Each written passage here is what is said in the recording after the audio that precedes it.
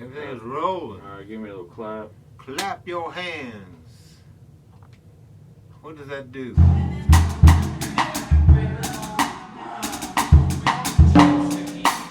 Hello, everybody, and welcome to the Jazz Center of the World for another episode of Records with Ralph. What I want to talk about tonight is this album by Dr. John called In the Right Place. My wife, future wife at the time, Juanita, bought me this the summer I got out of the Navy. That would have been the summer of '73. And I was living over in this little house that I call it 5th and the Highway because it dead ended there at the highway. And I would listen to this album loud. I love this record. It's one of them records that I have never, still don't get tired of. To this day, I can listen to this record and just enjoy it, song after song after song. There's not a bad song on it. I had heard about Dr. John. I really don't know if I had really heard too much of his records because he never did have too many hits on the radio for his entire career. He never did really have too many hits, as you'd called it. But I remember when I was up in Brunswick, Maine in the Navy, and I had decorated my walls just kind of like the same way I'd done now. I remember there was an ad in Rolling Stone for this album that I'll show you here in a minute called Gree Gree. And it was featuring Dr. John, and I was kind of curious because this guy was doing something a little bit different. He was kind of theatrical at the time, bringing a lot of voodoo type stuff into his performances. Well, I guess there was a girl in one time she would perform with a snake or something like that. So I wasn't really too familiar with him. His backing band was called the Meters, and I remember them. They had a hit called the Sissy Strut, and they had originated this kind of a music they call funk. But who knows what funk is, because if you go to the history of New Orleans, where these guys are all from, there's been a bar up on Rampart Street called the Funky Butt since the late 1800s. Anyway, I just want to point one thing on this album because I've never seen this anywhere else. I've been to New Orleans a lot of times. These guys have become some of my musical heroes, the Meters. But I've never seen them have nicknames for these guys like Leo Nocentelli, Breeze, Art Neville. They used to call him Papa Funk. They got him listed as Red here. George Porter, the bass guy, he's just always been George Porter Jr. They got him called Freak Man. And Joseph Modalist, he's the only one who even goes by his nickname because that's what he goes by, is Zigaboo. They were known as the Meters. You might remember there was a song called Lady Marmalade by La Belle. Voulez-vous coucher avec moi ce soir? They were the backing band for that. There were a few other bands for that, but the Meters went on to be a pretty good band on their own.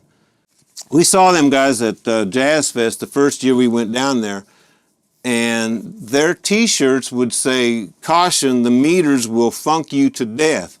That's pretty much true because I remember after we saw them, I was walking away and literally just kind of checking your chest out and taking a deep breath and kind of catching yourself together.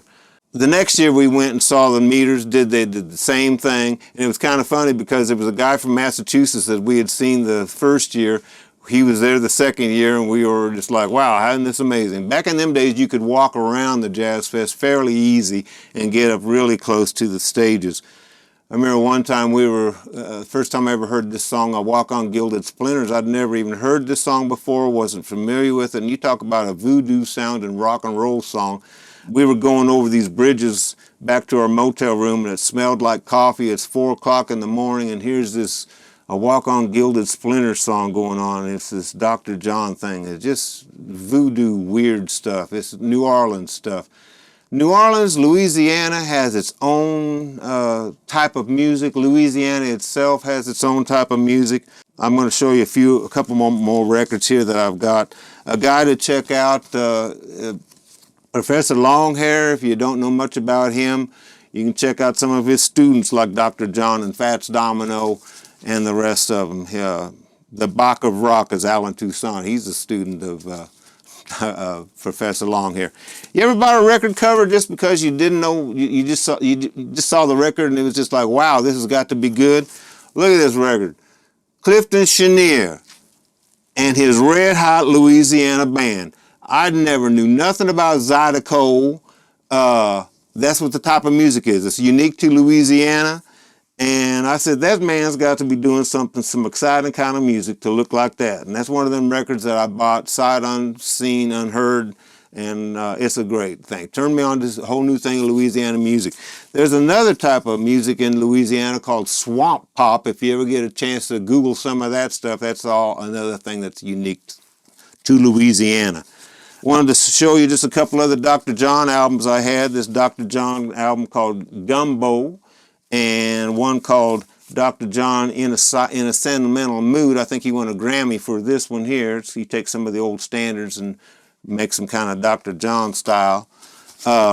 There's another one here that I like to pull out just to show you the label on it, just because it's just kind of cool. Dr. John plays Mac Rebenack. That's his real name, Dr. John. But I like how they do the little logo on this. They kind of, it's called Clean Cuts, but it looks like something else. It's just kind of it's all instrumental. It's him playing solo piano, but he sings on one song himself. I just wanted to show you a couple other things that I've got by Dr. John. This one is called, these are cassettes for you people who don't know what these things are. And probably nobody has a cassette player hooked up anymore. This is one called Dr. John Television, and it was released, I think, a little bit after that In a Sentimental Mood album that I was talking about just a little bit ago. And then I've got this anthology. It's a 2-cassette Dr. John called Most Scotious. So he had his own little vocabulary. It goes way back. Dr. John, from what I understand, it lived a life in show business. There used to be some soap, I think they still make it, called Ivory Snow, and they had these little babies. He was an Ivory Snow baby.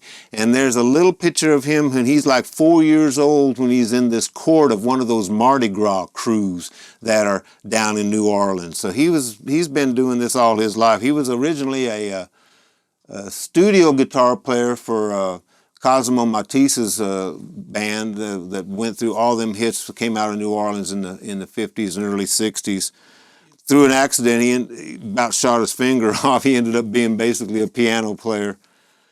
About some of the unique stuff that was to New Orleans and Louisiana. I mentioned Zydeco and the swamp pop. But Dr. John here he's dressed up in this Mardi Gras Indian type suit here, all this beaded Indian work. That's another thing that's unique to New Orleans particular. And Dr. John carries on some of that tradition with some of these tunes on here, Mardi Gras Day and Mama Roo and these sort of things, Jungle Partner and Iko. And probably one of the, he used to play this Such a Night, which was on that album, In the Right Place. He would play that all the time. I saw him, I think at the Cotillion. I saw him at Jazz Fest.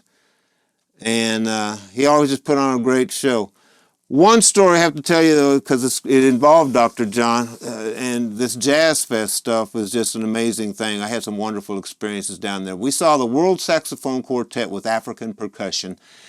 And it ended up being like 6 saxophones up there with African percussion, just playing outside spiritual music. They were like the Pied Pipers. When they left the stage, it was like the whole audience kind of shifted with them and kind of followed them along. They left the stage still playing. And it was so overwhelming musically that I remember when we were leaving the Jazz Fest, it was towards the end, and Dr. John was playing at this one big stage. And I remember I was just saying, I'm sorry, Dr. John, I can't go in and hear any more music right now. But I made up for it another time. I got to see him right up close. I was standing in front of the speakers at Tipitina's one night. That blew my eardrums out. I wanted to show you how it used to do with some of these records and why people are missing out on some of this stuff with just streaming nowadays. All this stuff is all obsolete. Records, who wants to listen to them? But here's what records used to do. This thing used to fold out and give you something to look at. I'm not sure what it all is. And the other side is just a series of just strange things. I don't know what it's all about. But those were records, and that must have been a packaging nightmare. Favorite song? Oh, man, let me see. Hey, you always ask me that. Peace, Brother, Peace. I like that one. Thank you. We got to have peace. The doctor's coming. All right. See you later. Next one. Give me your input on what you want to hear for another versions of Records and Ralph. I can talk about records. I can talk about bands I've been in. Give me suggestions. I appreciate your feedback so far. Peace. Dr. John, in the right place. Check it out, people. It still sounds good after all these years.